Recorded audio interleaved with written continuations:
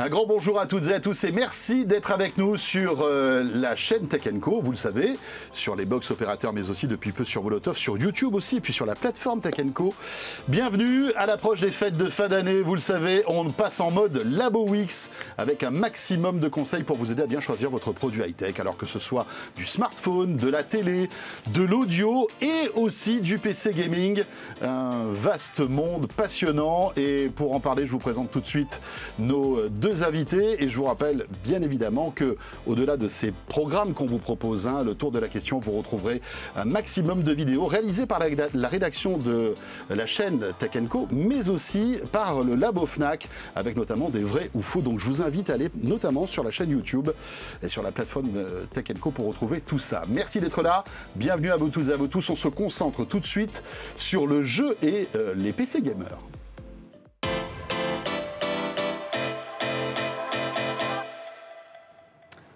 Avec Mélinda Davansoulas de la rédaction qui est là avec nous. Bonjour Mélinda. Bonjour François. Ravie de te retrouver. Mélinda Davansoulas qui a plusieurs passions dans la vie et entre autres le jeu vidéo. Tu es bien entourée d'ailleurs sur ce plateau. Tu es venue avec tout ce qu'il faut pour être au top pour ces fêtes de fin d'année 2023.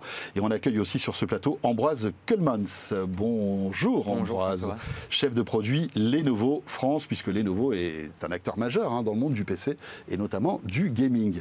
Vaste sujet, Mélinda, on a 26 minutes pour aborder tout ça. Ça ne suffira pas. C'est chaud, parce que finalement, il y a 3 chapitres dans le monde du jeu vidéo. Il y a la console de jeu.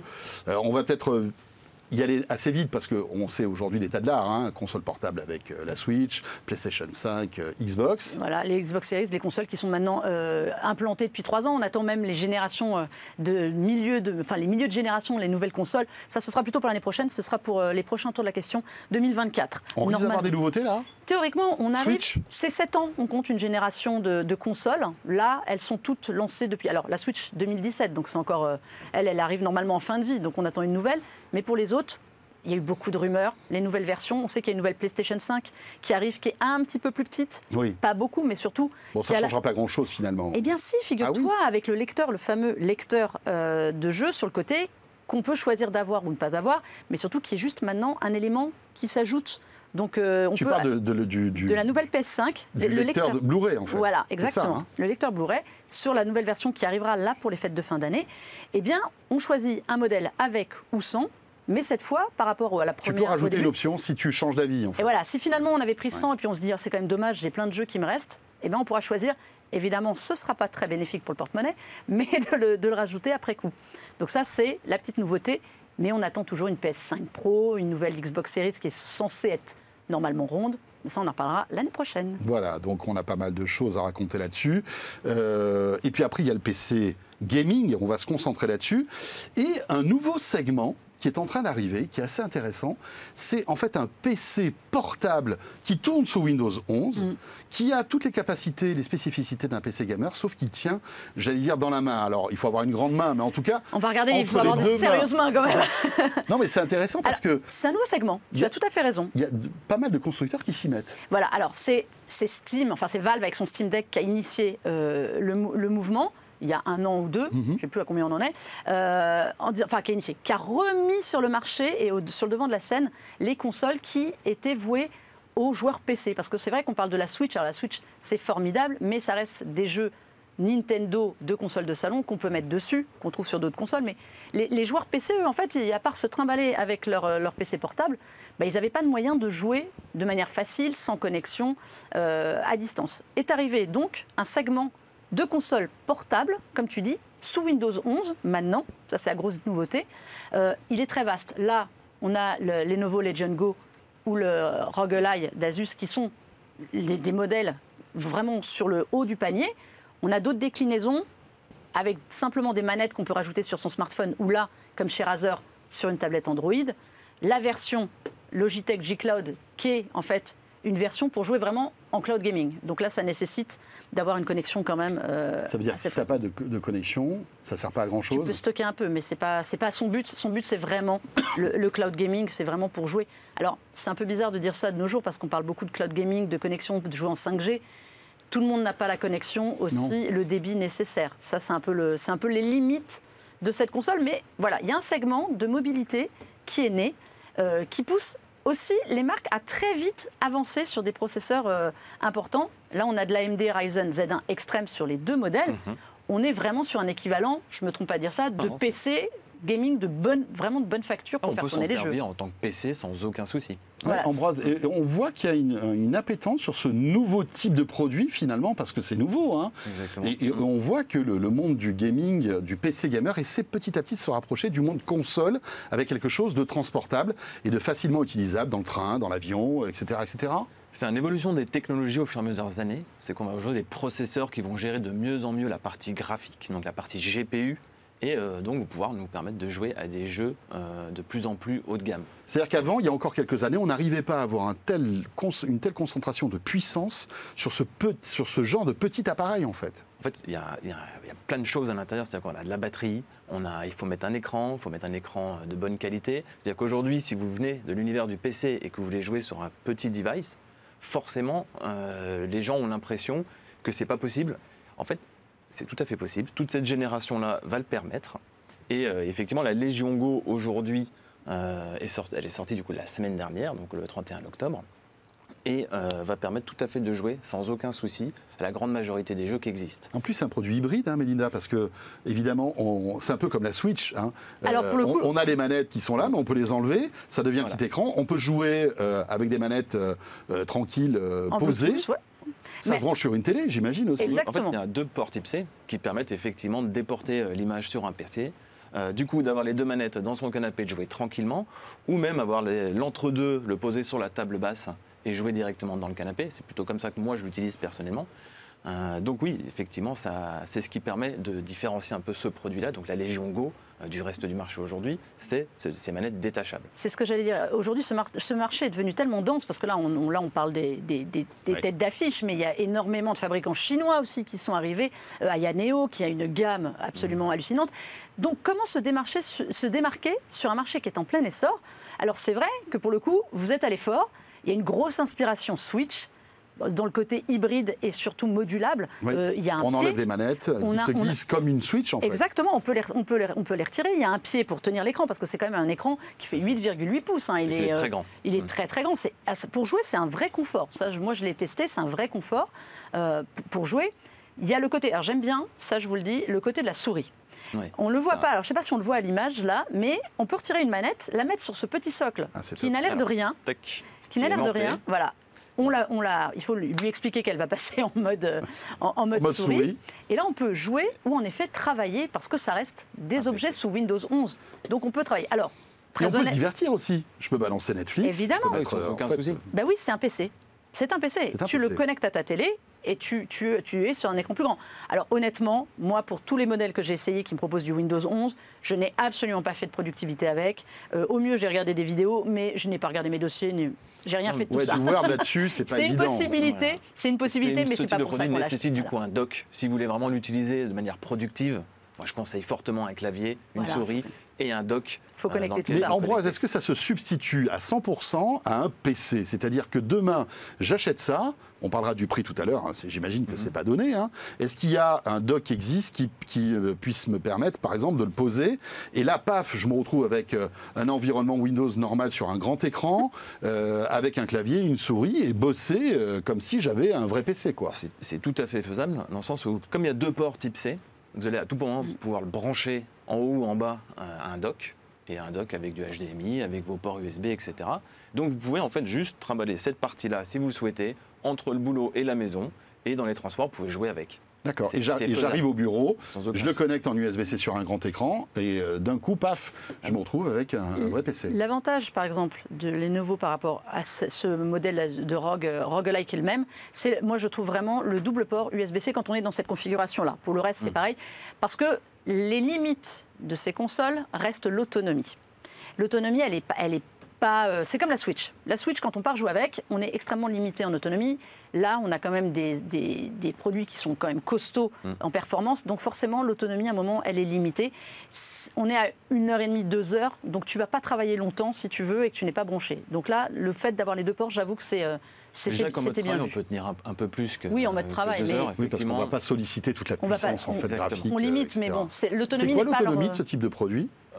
Ça va dépendre en fait du jeu, ça va dépendre de ce que vous en faites, si vous avez mis la luminosité à fond ou pas de l'écran. On va dire que 2 heures, c'est tout à fait faisable.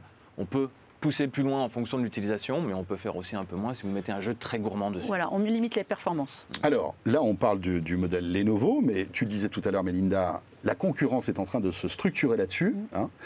Est-ce qu'à l'intérieur, c'est pareil? C'est-à-dire que finalement, c'est du processeur Intel avec une carte graphique, etc.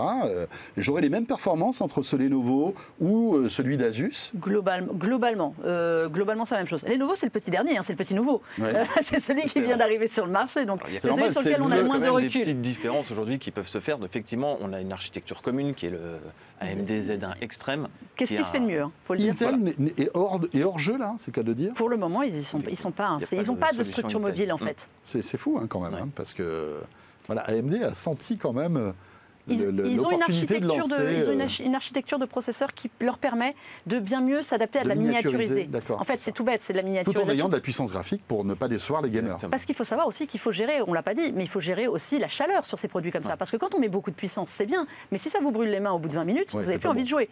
Donc, il faut aussi miniaturiser le système. C'est pas une plaque chauffante aussi. Ah ben non, voilà. Et ça, là-dessus, ces produits, c'est aussi une question importante. Ça, peut-être qu'Intel le gère moins bien. Donc, ils ne sont pas aventurés encore. Ça ne veut pas dire qu'ils ne viendront pas, mais ils ne sont pas aventurés. Ça coûte combien? Il y a différentes gammes de prix ou parce que c'est vrai que dans le monde du PC, on voit, il y a des PC gamers, ça commence à 600, 700 euros, ça monte à 2000. Là, les prix sont plus que ça. Oui, 2000. Sur la table actuellement, il est un peu au-dessus. Oui, c'est ça. Un peu au-dessus. Bien au-dessus. Un peu beaucoup au-dessus. Bien au-dessus. Et là, sur ce type de produit, c'est 799 euros.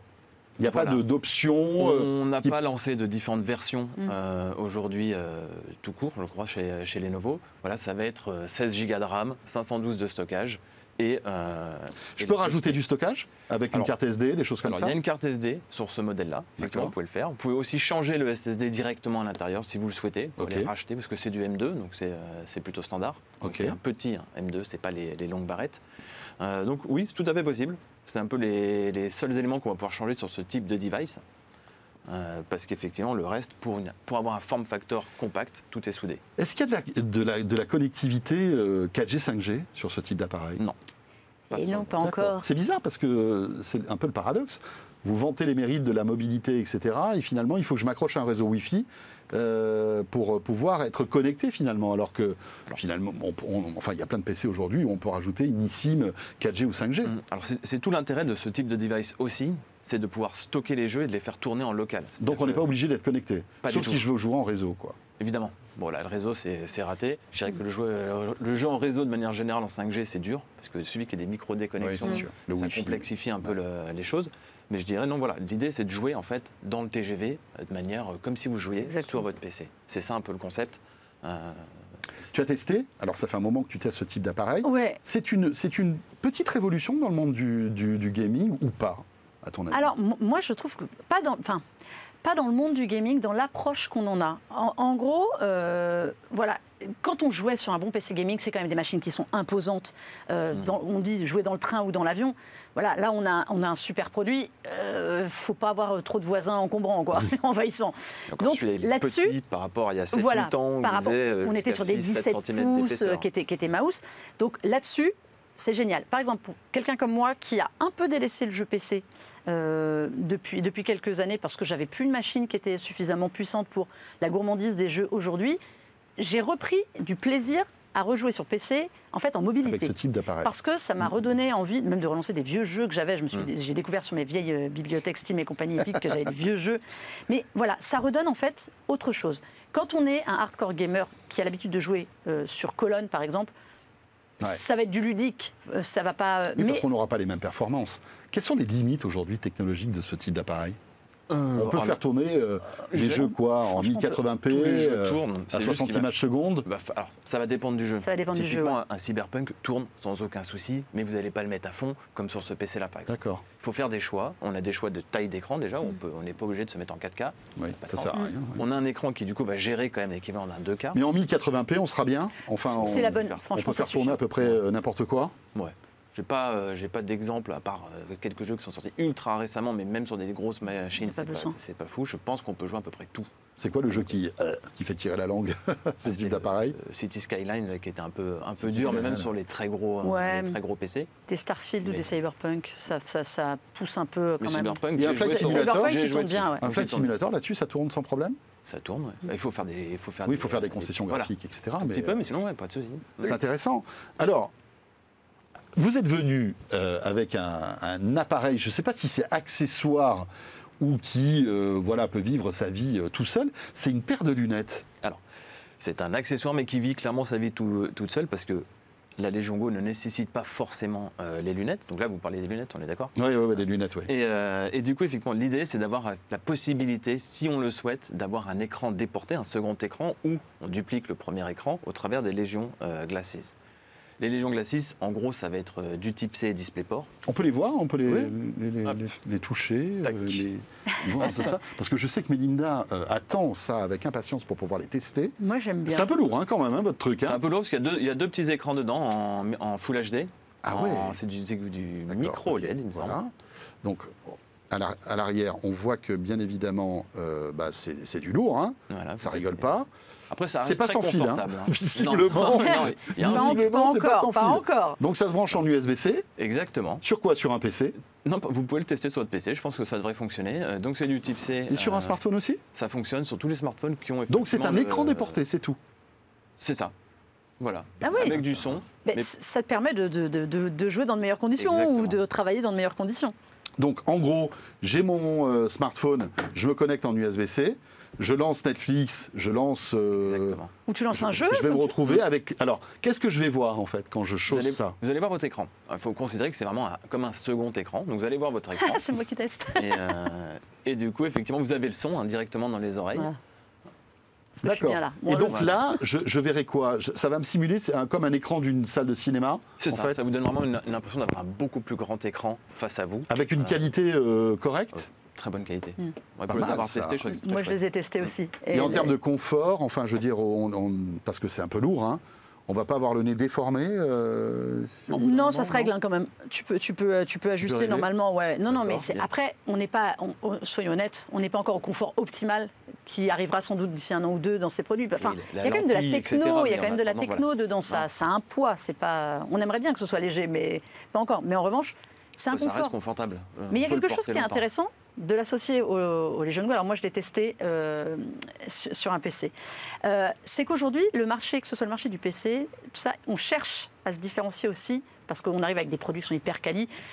On a vu beaucoup de la 3D aujourd'hui, des écrans 3D sans lunettes, ce qui n'était pas possible encore il y a quelques années. Beaucoup de PC chez d'autres fabricants vont sur des écrans 3D pour proposer aussi bien du jeu vidéo que de la créativité. Donc c'est marrant de voir qu'on injecte d'autres technos, on a fait appel à d'autres technos pour amplifier en fait l'effet de jeu vidéo et l'immersion. Parce que c'est ça en fait, le but du jeu, c'est l'immersion est bien meilleure avec des lunettes que sur un écran même tout aussi bon qu'il soit ou autre. Donc c'est rigolo cette tendance du marché à aller vers quelque chose, à aller chercher d'autres technos. Ce qui est intéressant, c'est que ça marche pour le jeu vidéo, mais pas que, on le disait, pour regarder des vidéos. Ah oui, c'est aucun souci. Ça peut être intéressant. Pour travailler, je sais pas si c'est vraiment... Moi, je suis pas fan pour... ça doit être un peu compliqué, mais en tout cas, ça a le mérite d'exister. C'est sorti, ça?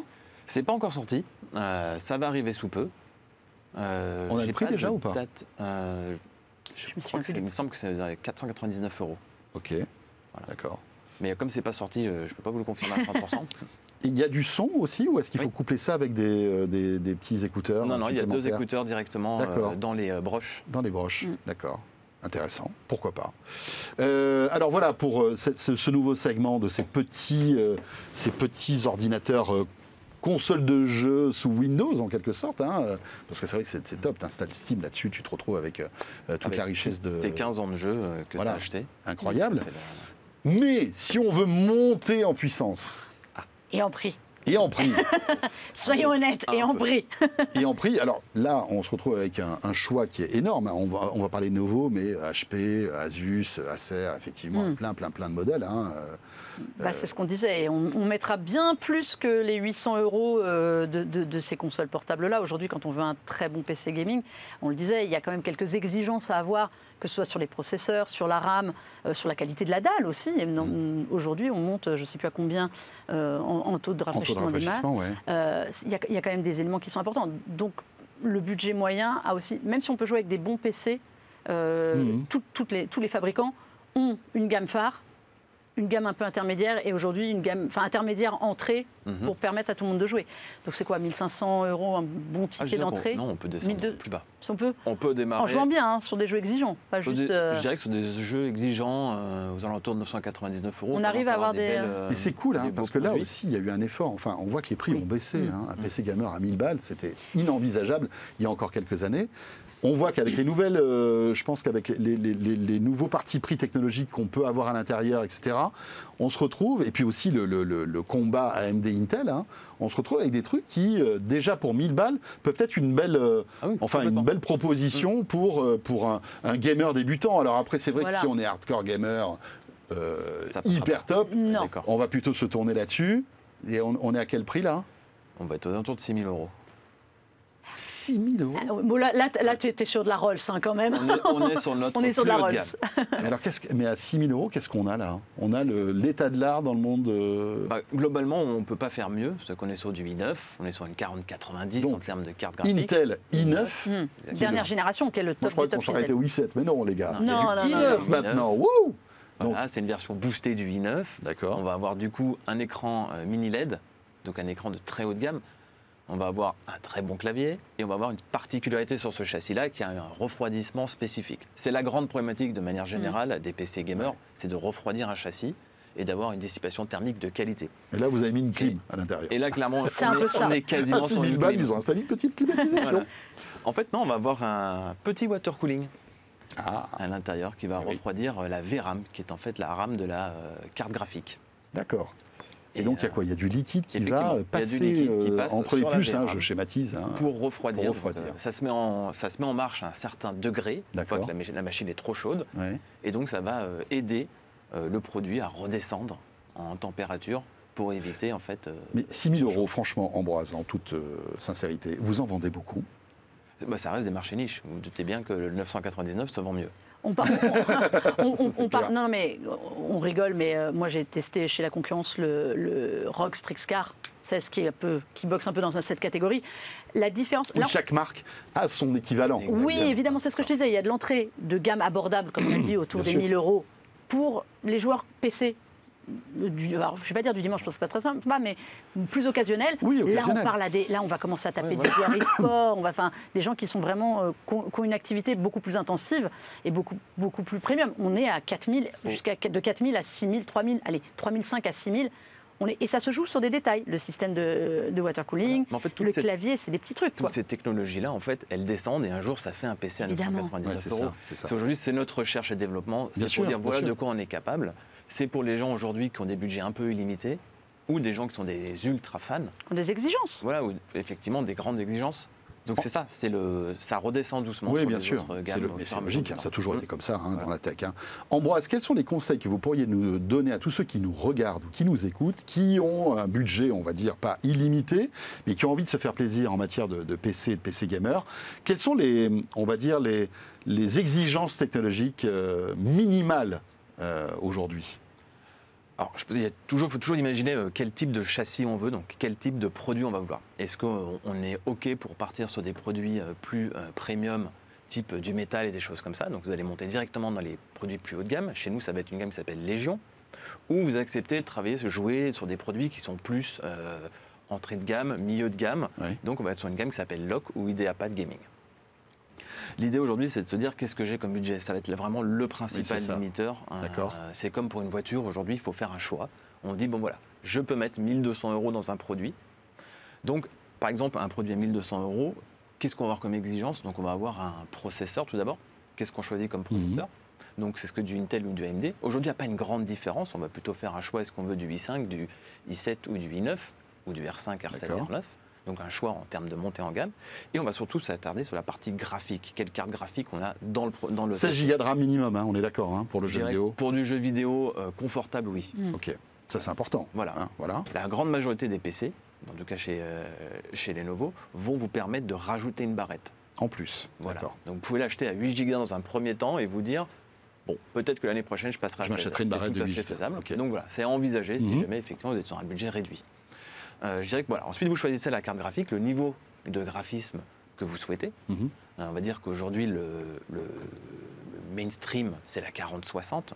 Mais effectivement, de chez Nvidia, pardon, et on peut effectivement descendre en, je dirais que la 2050 et la 4050 permettent tout à fait de jouer dans des conditions confortables pour voilà, des plus petits budgets. Et ensuite, pour ma part, ce qui est hyper important, c'est l'écran. Donc avoir un écran qui fait un strict, je dirais pour du gaming, strict minimum de 120 Hz. Vous pouvez évidemment monter beaucoup plus haut, mais je dirais que voilà, c'est le confort du gaming, et même au quotidien, parce que la plupart des gens utilisent leur PC pour deux choses, travailler et jouer. Et donc, effectivement, passer sur du 100 Hz, même pour travailler, c'est hyper agréable. Voilà, et donc il faut, on va dire, compter 1 000 €. Le Black Friday bientôt, ça va être une tuerie. On va pouvoir faire de très bonnes affaires. Chaque année, il y a des belles offres au Black Friday, donc il n'y a pas de raison que cette année, il n'y en ait pas. Donc scrutez bien, hein, ça commence bientôt. Hein, et voilà. Merci Mélinda, rien à rajouter là-dessus? Alors moi je vais vous dire une chose, je pense qu'il y a un acteur qui a surveillé, qui a des grosses velléités sur le gaming, c'est Apple, qu'on n'attendait pas, et qui vient d'arriver avec sa puce M3. Leur problème, c'est que pour le moment, ils n'ont pas les bibliothèques de jeux à niveau. Mais en revanche, ils arrivent avec du ray tracing sur le matériel, du logiciel, beaucoup de choses d'amélioration. Je pense que ce n'est pas encore pour cette année, mais ils ont quand même des jeux qui arrivent. Je pense que dans les années à venir, ça va pousser aussi les autres fabricants à faire attention et à avoir des appareils. Là, on est sur des gammes de prix un petit peu plus que les 1 000 € d'entrée, mais je pense que c'est un acteur à suivre dans les prochains mois et prochaines années sur le gaming. Merci beaucoup à tous les deux. Merci Ambroise Keulemans, donc chef produit Lenovo France, et merci à toi Mélinda Davos-Soulas de la rédaction de Tech & Co. Ce tour de la question spéciale gaming est terminé. On en a plein d'autres qui vous attendent sur notre plateforme, sur YouTube, sur l'appli aussi RMC BFM Play. On prépare la fin d'année et surtout on essaie de vous conseiller pour que vous puissiez bien choisir votre produit high-tech. Merci de nous suivre et à très vite.